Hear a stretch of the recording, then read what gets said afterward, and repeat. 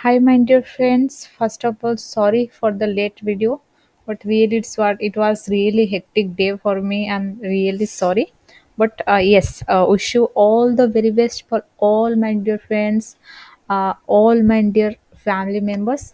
कल जिसका young fellow की इंटरव्यू या पर्सनालिटी टेस्ट है 9:30 से 11 तक एक फेज है और 6:30 या 4:30 से 6 तक एक हो सकती है. So guys, wish you very best wishes and good luck. Do best. Just think this is your first and last interview, then you can deliver the best. अगर आप सोचोगे कि हाँ मैं दे रही हूँ कुछ नहीं होगा, ऐसे मत सोच कर जाओ. Please to think positive and give your best. Because it's an online interview, it will be really amazing opportunity. Tremendously do a good work. Okay. आज हम जो बात करेंगे it's really important for your exam interview. So guys, please at least once again go through it might be helpful for you because I know कि panchayat raj institution the origin related to thing that and many things related to your job responsibility and project term. So guys, this is related to some extreme important part which I need to cover before, but due to some hectic schedule, it was being late. So it's really sorry. Let us start this video. Please to subscribe my channel, share and like this video. Thank you. Let us start this video. Okay. First of all, so many request are coming for the job responsibility part, जो कि हमारा क्या दायित्व है young fellow के as a position और posted as young fellow. तो वही हम थोड़ा बहुत बात करेंगे, क्योंकि there might be if you know what is your responsibility, what is your work done, what should be you are going to do, then it will be a clear cut picture in your mind, then you should have to do accordingly.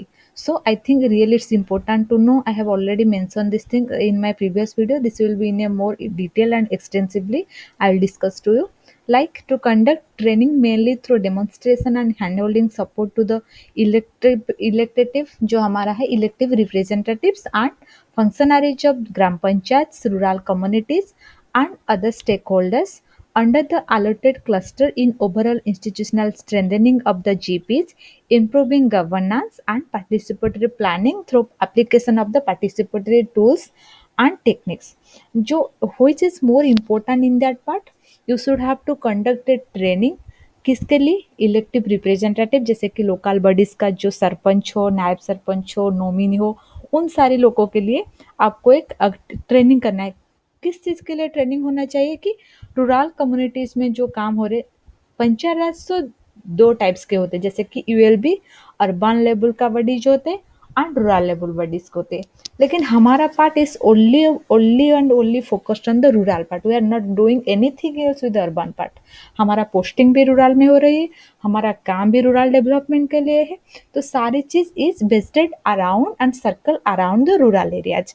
जो हमारा main focus main concern है वो है हमारा rural development, ग्रामीण विकास को ध्यान में रखकर we are doing all our job whatever it may be. This is the main and बड़ा goal is that the rural development. Okay. तो आपको यहाँ पर क्या करनी है, the functionaries of GPs rural communities community member को भी आपको ट्रेनिंग देनी है. देन अदर स्टेक होल्डर्स अंदर अलॉटेड क्लस्टर, जैसे कि कोई एनजीओ हो, सीबीओ हो, कोई एजेंसी या इंस्टीट्यूशन हो, वो काम कर रहे हैं. किस चीज़ के लिए आपको क्या इम्प्रूव करनी है? Strengthening the institutional strengthening of the GPs. GPs का जो विकास है ना, जीपीज को और भी स्ट्रेंथन करना है. जैसे कि कोविड के टाइम पर आप ये कह सकते हो कि सरपंच को हमारा we are giving the power of a collector to a sarpanch.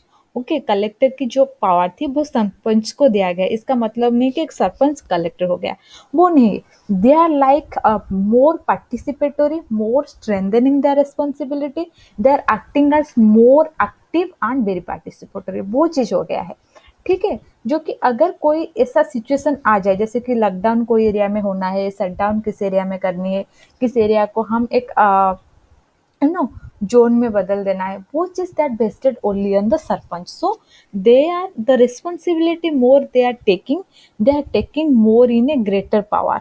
सो जो इम्पोर्टेंस है हमारे यहाँ पर वो है participatory planning through application of participatory tools and technique. जितने ज़्यादा हो सके कम्युनिटीज मेंबर हो, ग्राम पंचायत का जो हमारा स्टाफ या फंक्शनरीज हो, इलेक्टिव मेंबर्स जो है, और हमारा जो एनजीओ सीबीओ जो काम करे वो स्ट्रेंथनिंग के लिए, रूरल डेवलपमेंट के लिए, उन सारे लोगों को हम एक पार्टिसिपेटरी अप्रोच या होलिस्टिक अप्रोच में लाए।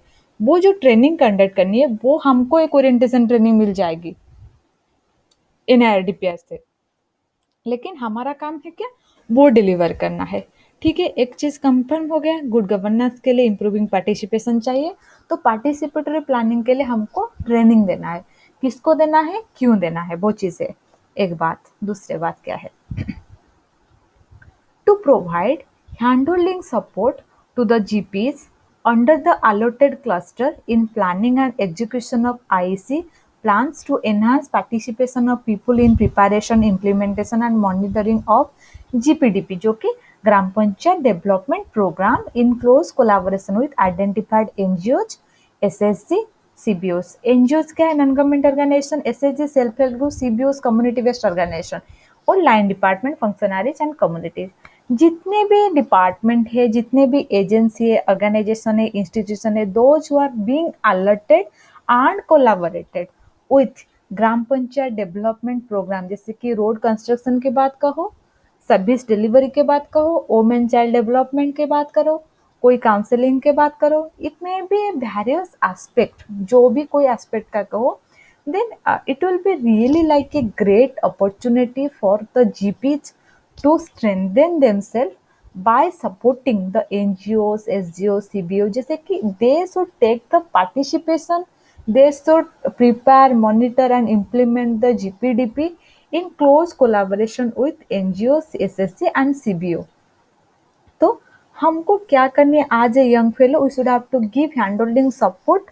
ग्राम पंचायत को हमको जितना ज़्यादा सपोर्ट चाहिए उनको, किस चीज़ के लिए, जो प्लानिंग का एग्जीक्यूशन हो या IC plans to enhance participation people जैसे करे, जैसे कि आई चुके हैं इन्फॉर्मेशन, एजुकेशन एंड कम्युनिकेशन।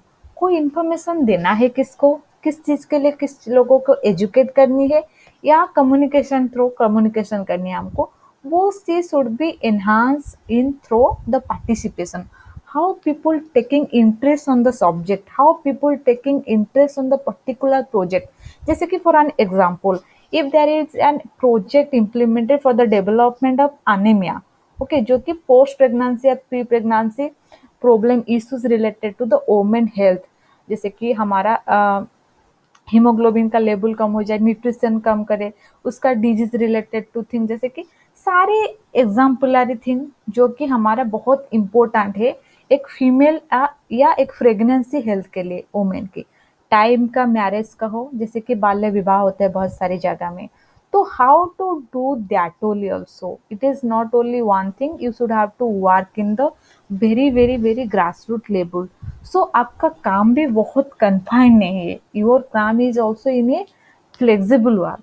जो काम आप करने जा रही हो, this is not in a very confined platform, so you also have a flexible working hour, you also have a flexible workspace, so you have to be your mindset, you are going to put in a very grassroots level, जो कि लोगों के साथ आपको काम करनी है, जो ग्रास रूट लेवल में काम कर रही है उनके साथ आपको मिलकर काम करनी है। सो जितना ज़्यादा पार्टिसिपेशन हो उस लोगों की, जैसे कि कम्युनिटी ओनिंग, ये वर्ड आप यूज़ कर सकते हो जब भी आप इंटरव्यू दे रही हो।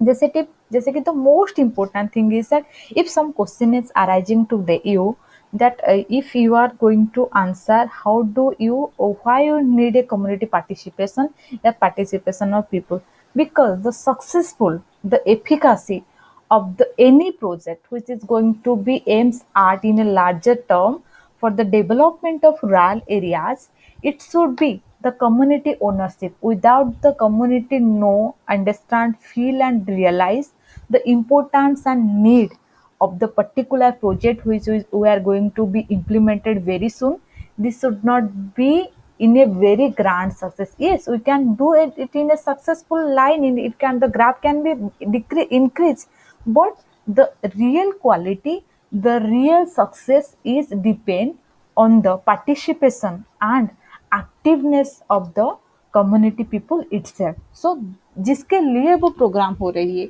they should be the active member, They should be aware about the project. Without, unless and until they are knowing the details, they are realizing their importance of the project, how they get the benefit from that, it is really impossible to implement the project and take the positive outcome from that. This will be your answer if they are asking something really related to that. अगर कोई question ऐसी तरीका से पूछे तो you can answer it likely how I can explain to you.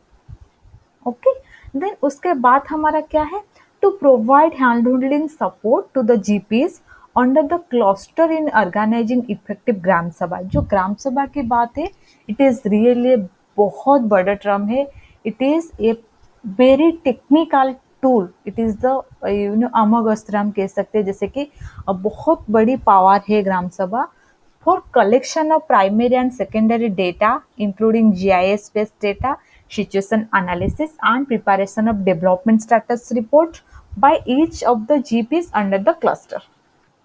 Okay. Then gram sabha के बारे में इस पॉइंट को हम लेटर पार्ट में डिस्कशन करेंगे जहां पर ग्राम सभा की बात हो रही है. Okay, don't worry, wait for that. To coordinate with block administration and local line department offices pertaining to the cluster of GBs and obtain their support in effective implementation of the planned activities under the Action Research Project. What do you mean by Action Research Project? Question आ सकते हैं थोड़ी बहुत research के ऊपर, जैसे कि आप काम कर रहे हो, थोड़ा बहुत डॉक्यूमेंटेशन के को भी आपको ध्यान में देना है. तो एक्शन रिसर्च रिपोर्ट क्या है या एक्शन रिसर्च क्या है? Action research is that thing which is aiming at very fastly or which is aimed to solve the problem, take some immediate action for that. कोई प्रॉब्लम है, जैसे कि हमारा पॉवर्टी इरेडिकेशन हो, इलिटरेसी की बात हो, या रूरल डेवलपमेंट के कोई चैलेंजेस एंड इश्यूज अराइज हो. To overcome all these things, when we are doing a action research project, then it really need the coordination and support of local administration, जैसे कि पंचायत के बाद हमारे जो मिडिल में है वो ब्लॉक है या पंचायत समिति है, ग्राम पंचायत, पंचायत समिति and zila parishad. These are the three tiers of a local rural panchayat raj institution. पहला क्या है ऊपर में हमारा zila parishad which is in a district level. हमारा सेकंड में क्या है, वो हमारा है पंचायत समिति या block which is in a block level. वो ब्लॉक लेवल में कुछ ग्राम पंचायत को लेकर एक ब्लॉक होते हैं. देन ग्राम पंचायत क्या है, कुछ विलेज को लेकर वो ग्राम पंचायत होते हैं, जैसे कि क्लस्टर होते हैं, क्लस्टर विलेज होते हैं. तो ग्राम पंचायत सबसे थर्ड जो कि पैरामीटर है हमारा panchayat raj institution in rural areas में. तो यहाँ पर ब्लॉक लेवल हो, कोई डिस्ट्रिक्ट लेवल में हो, तो आपको जो काम करनी है उनके साथ काम करनी है. You really seek their support, their collaboration, their cooperation for the effective implementation of any program. So आपको जानना है कि स्ट्रक्चर क्या है पीआरआई रूरल एरियाज में. पहला है आपकी पहला है आपकी जिला परिषद जो कि आपकी डिस्ट्रिक्ट लेवल में है, देन पंचायत समिति या ब्लॉक जो कि हमारी ब्लॉक लेवल में है, देन आपकी ग्राम पंचायत जो कि हमारे विलेज लेवल में है.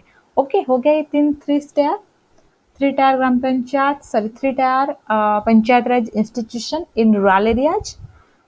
Then provide handholding support to GPs in adding exemplary values to GPDP with focus on human development, social development, sustainable development goals, compliance, transparency, accountability, etc.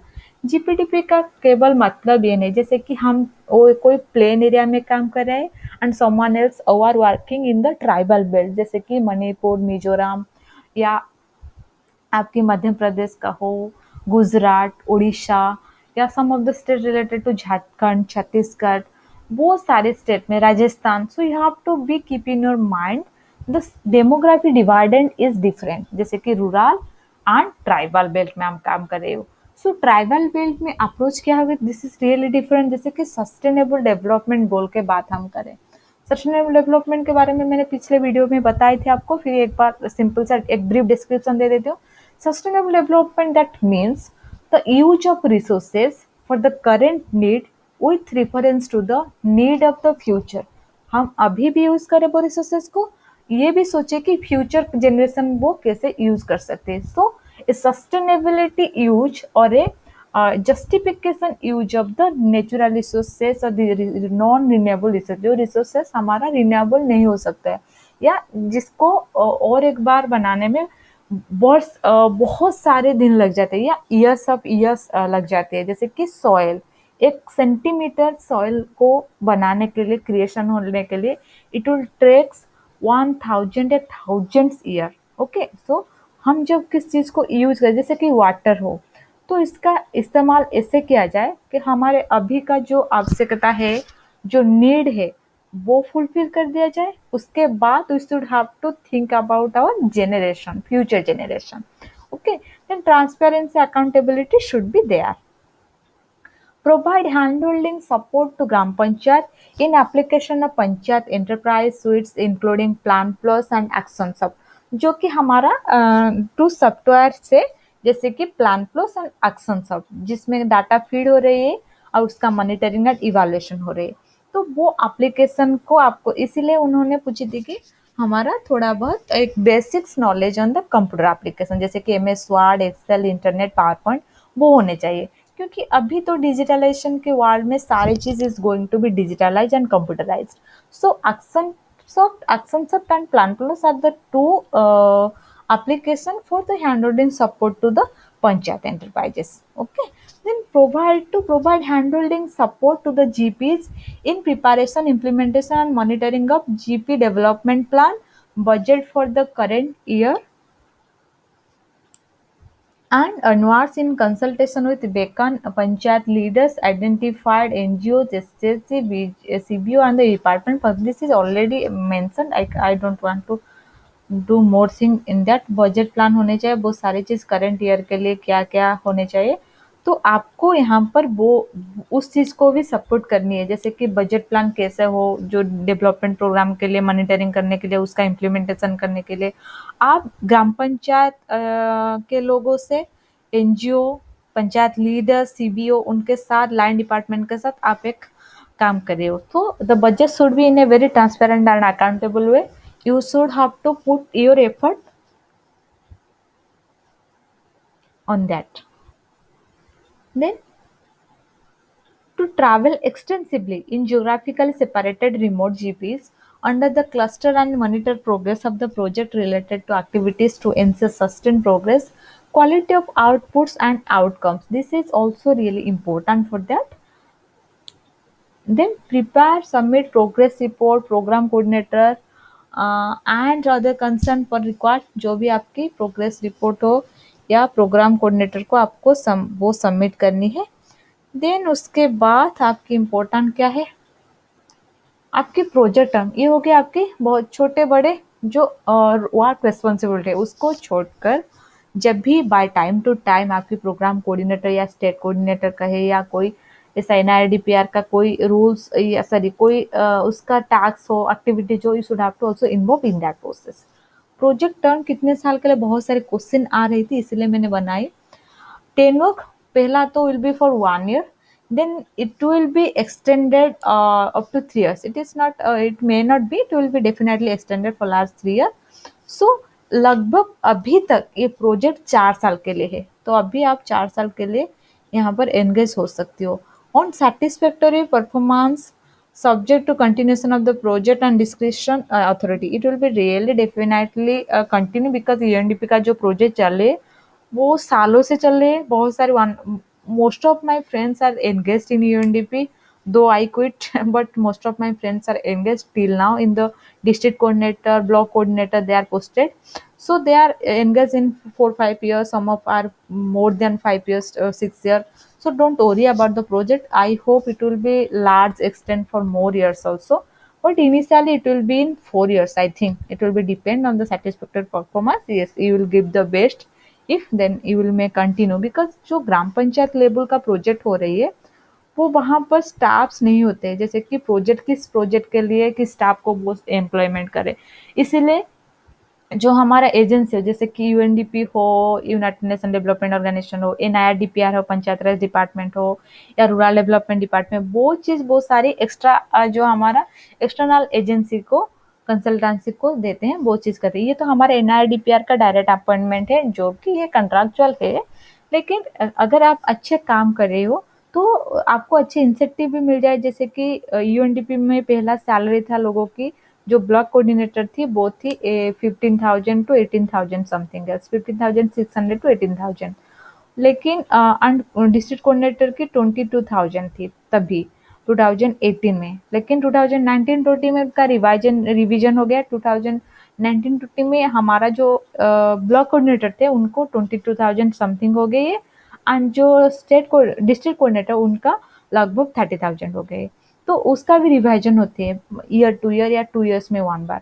तो आपकी जो 30,000 है सैलरी वो भी इंक्रीज हो जाएगी शायद, ये होपफुली हो जाएगी। तो अगर आपको 3-4 साल के लिए एनआरडीपीआर के अंडर, पंचायत राज डिपार्टमेंट के अंडर, ब्लॉक के अंडर काम करने को मिल जाए, then your CB is going to be very strong. आप जब भी कोई अच्छा ऑर्गेनाइजेशन में अप्लाई कर सकते हो, या कोई गवर्नमेंट प्रोजेक्ट में आपके एक्सपीरियंस है इसीलिए आप बहुत बड़ी प्रोजेक्ट में भी अप्लाई कर सकते हो। लेकिन क्योंकि बड़े बड़े प्रोजेक्ट जो गवर्नमेंट के अंडर डिपार्टमेंट होते हैं, they are always asking for a 2-3 years experience in the any government project, any government organization. Though this NIRDPR is a very strongest organization, one of the finest organization in India.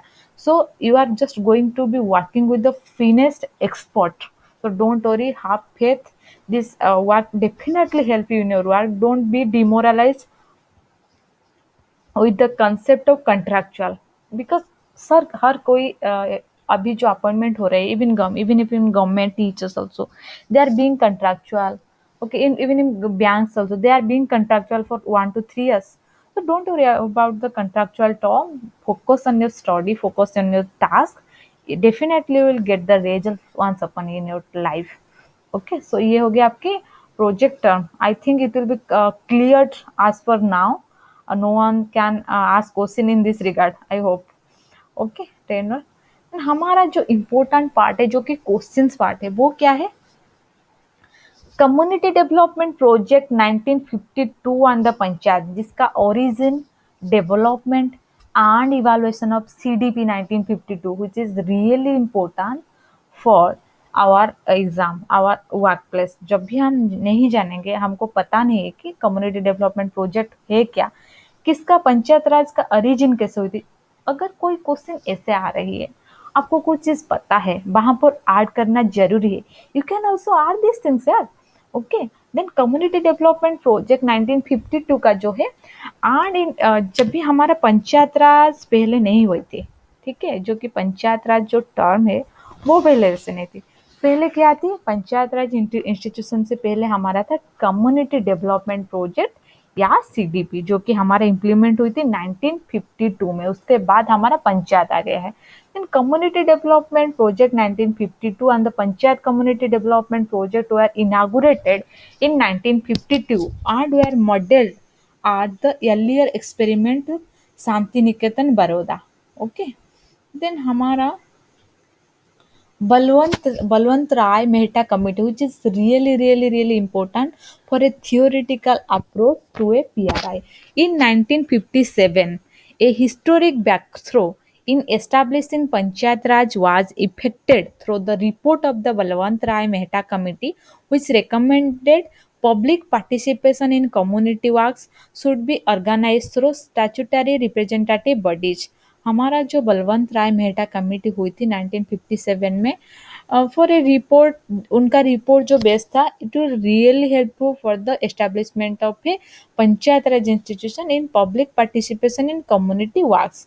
सो बलवंत राय मेहता का जो बहुत most important part is that public participation. Okay, then Ashok Mehta committee. Ashok Mehta committee कब हुई थी?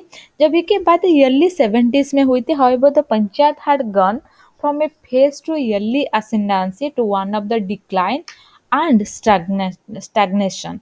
Then the Ashok Mehta Committee was formed during 1978 में हुई थी, made for the reaching recommendation to amend the situation and recommended that Panchayat Raj be included in the constitution.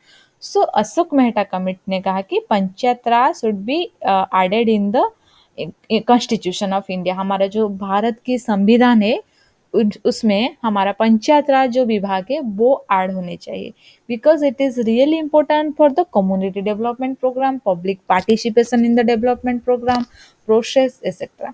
In keeping with the spirit of the Ashok Mehta Committee recommendation, some aspects states including West Bengal, Karnataka, and Andhra Pradesh received their respective Panchayat Raj system and undertook several new initiatives to endow local bodies with more powers, which served as a prime inspiration and example for reform जो कि हमारा अशोक मेहता हो बलवंत मेहता बलवंत राय और Ashok Balwant Rai committee Ashok Mehta committee वो importance दे रही थी कि पंचायत राज इंस्टीट्यूशन उसका कॉन्स्टिट्यूशन में स्थान भाग लेना और importance strengthening power to the local bodies okay then constitution 64th amendment bill जो है वो किस लिए इम्पोर्टेंट है वो हम जानेंगे ठीक है एक जस्ट 1 minute.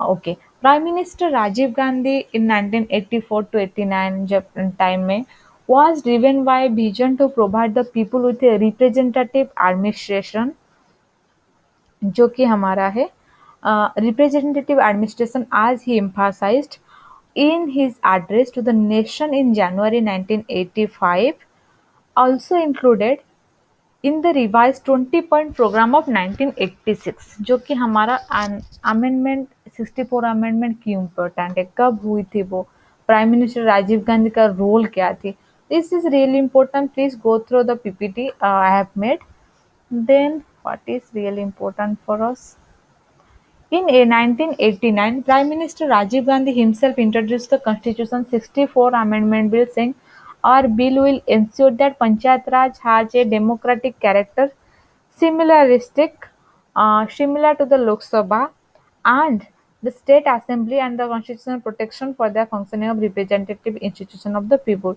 जैसे कि हमारा panchayat raj institution assembly important है लोकसभा इम्पोर्टेंट है पंचायत राज ऑल्सो सिमिलर कैरेक्टरिस्टिक्स पोस्ट करती है सो यहाँ पर आपको ध्यान में देना है कि how much importance Rajiv Gandhi the the then prime minister give to panchayat raj institution okay in 64 amendment act then constitution 73rd amendment act which is really important and crucial amendment for a panchayat raj institution the government under prime minister pv narasimha rao okay ये भी question आ सकती है नहीं आ सकती है but you should have to keep in your mind government under prime minister PV Narasimha Rao introduced the 72 panchayat and 73rd Nagarpalika's Constitution Amendment Bill based subsequently substantially on the bills moved in the 8th Lok Sabha and Sri Rajiv Gandhi but also incorporating some of the changes brought by the National Front Government.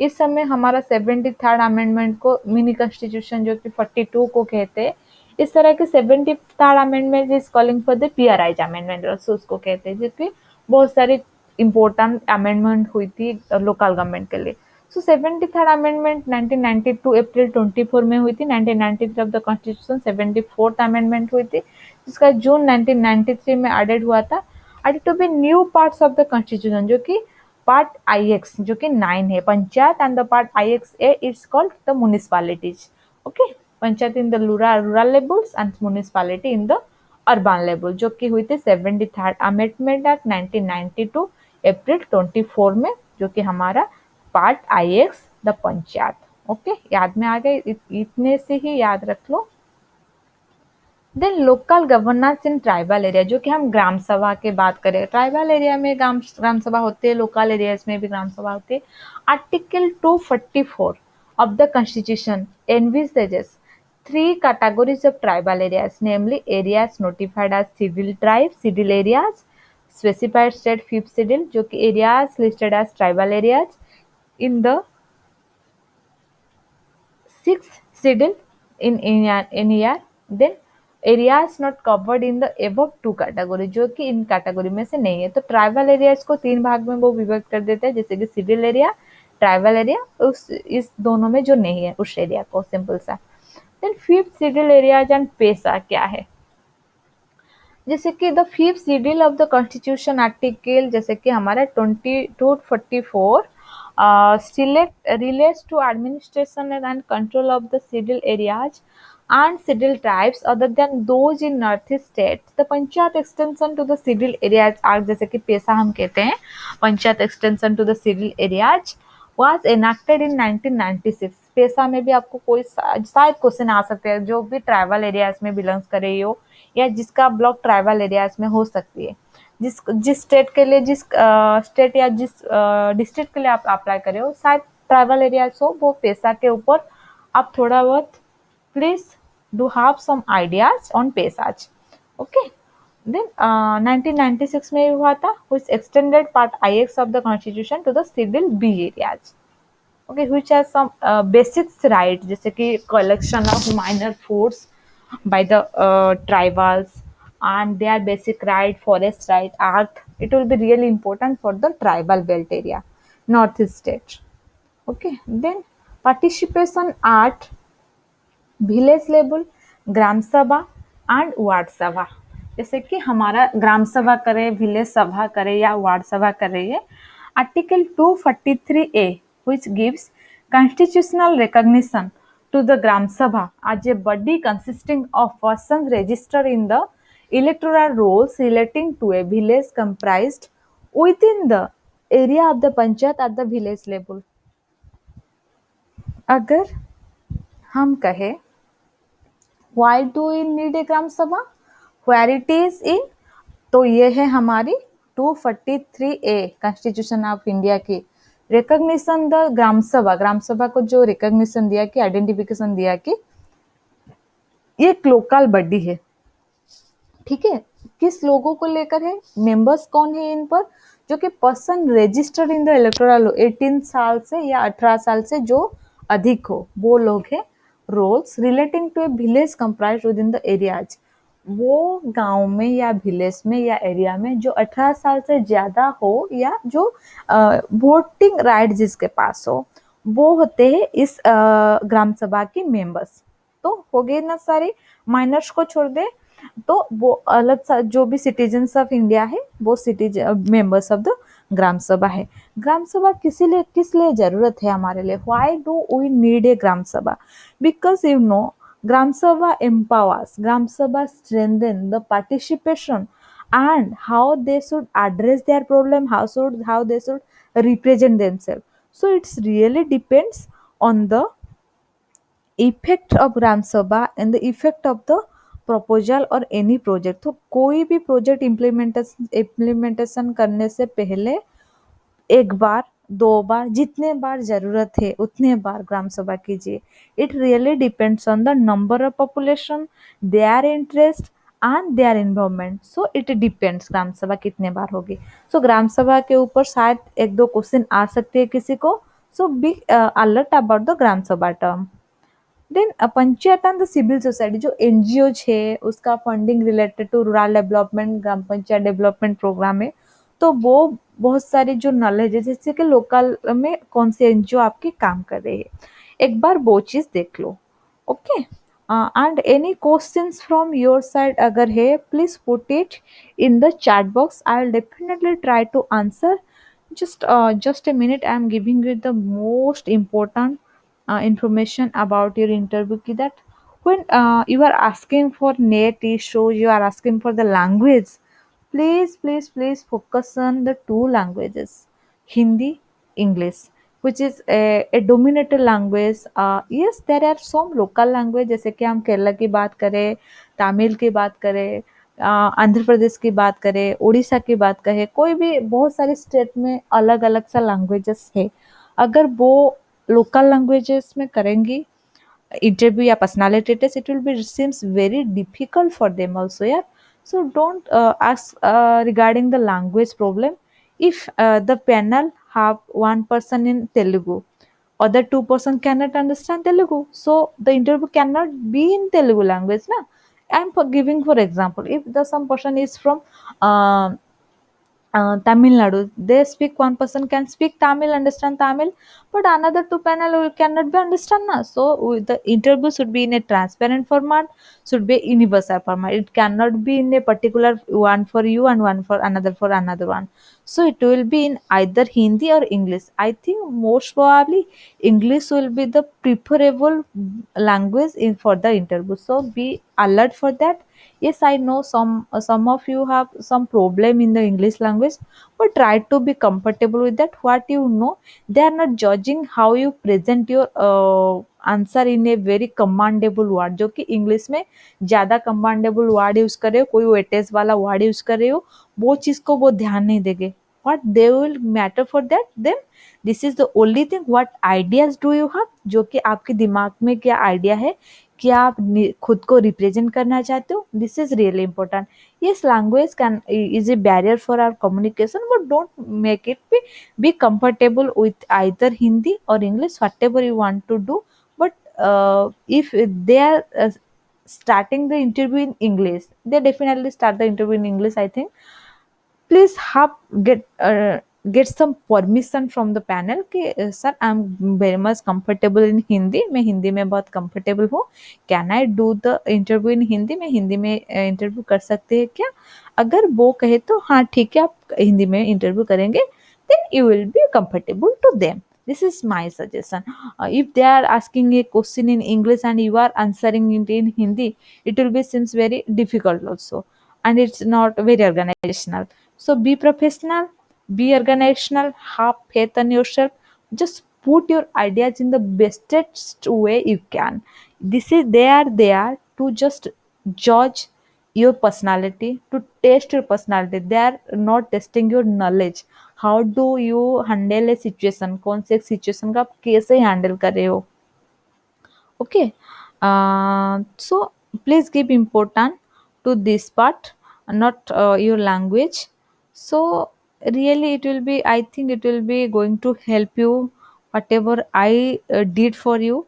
Yes, I request those candidates who have their interview on 10 June, क्योंकि tomorrow जो interview है, please after interview mail me. I will put my mail ID in the description box. आपका कैसा interview रहा, अगर हो सकती है we can do a demo interview with you.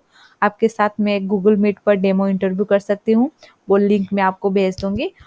It will be definitely help to others. ये चाहती हूँ, अगर आपका कंसर्न हो, ये मेरे तरफ से एक रिक्वेस्ट है, जो कि हमारा फैमिली मेम्बर्स के दूसरे कैंडिडेट के लिए.